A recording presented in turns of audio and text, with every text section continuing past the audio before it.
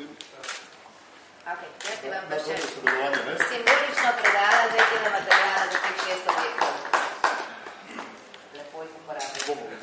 Govorili ste o neki steni, ki naj bi bila namenjena tudi grafitarjem kot ena vrsta subkulture. Kako je s tem?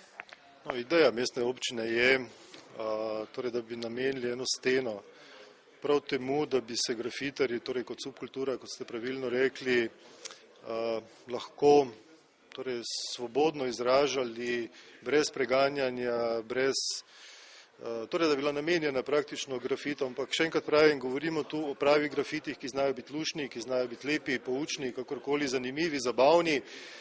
Drug problem je pa seveda grafiti, ki bi jih težko imenoval grafiti, ne vem, po moje bi prej rekel čečke oziroma neokusne opaske, neokusni napisi. In namen te akcije, ki smo jo sprožili, torej odstranjevanje tega je ravno v tem, da bi te grafite, neprimerne vsebine, torej izbrisali predvsem iz osnovnih šol in srednjih šol. Začeli bomo s projektom 6 osnovnih šol oziroma mislim, da sta 2 vrtca noter vključena. Prva takšna je danes, to je osnovna šola Kamnica, sledila bo osnovna šola Prežihov Voranc in potem še v letošnjem letu vrtec Ottona Župančiča, enota Mehurčki v Novi vasi.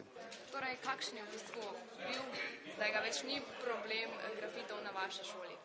Ja, problem je predvsem v tem, da se je ob izgradnji vrtca, ki se je končal v tem šolskem letu, da je bilo to območje zagrajeno in so nepridipravi predvsem v večeri prihajali na to področje in ga enostavno prepleskali z različnimi barvami in z neokusnimi grafiti.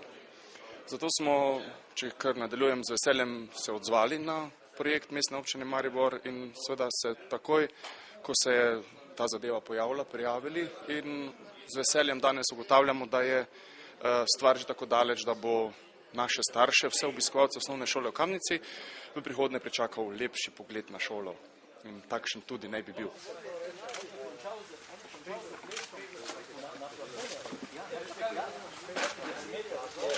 Hvala.